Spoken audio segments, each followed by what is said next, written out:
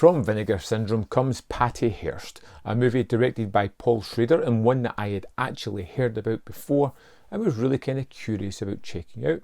And this is most definitely a movie of two halves. Now this follows the character of Patricia Hearst, who is played by Natasha Richardson, who was kidnapped and held to ransom by a kind of militia led by Vinegar's character, Sin.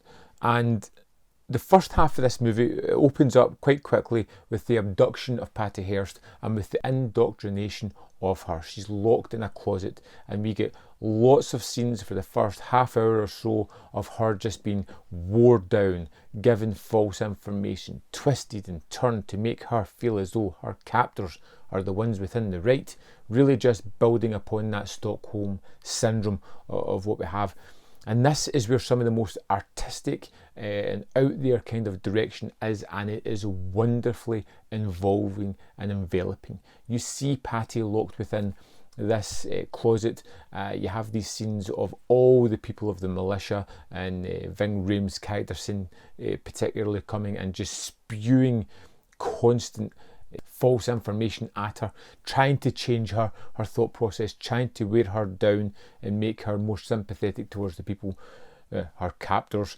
And it's done with a really broad artistic sense. There's various light choices, there is various staging, camera angles, the set design can be bold and wacky at certain points, but it all fits the mood of this piece, and it's really interesting visually, story wise, just the way it's executed, and really builds up the tale of why Patty ultimately became a member of this militia. And when she eventually gets out, the movie takes another turn as she feels somewhat debt-ridden to these people who have opened her eyes to the truth and allowed her to join this militia gang, as she discovers that this isn't a widespread military movement. This is just a group of people fighting against what they deem as an army in a war that nobody else seems to be fighting.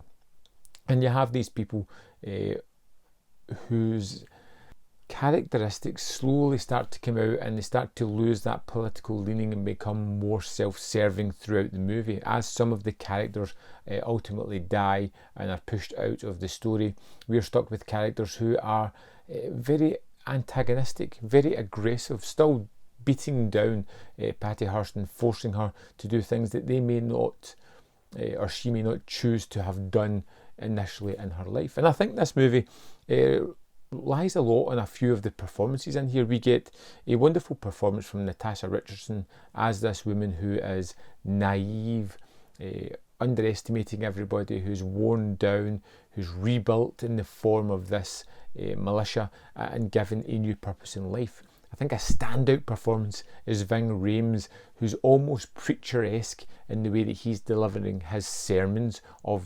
misinformation to this captive girl. And he has this threatening nature, booming voice, and just is almost berating this woman and allowing the other characters to kind of pick her back up again. It's really interesting. But like I said, I really did prefer the first half of this movie to the latter half of it, where it feels as if it loses a little bit of its steam.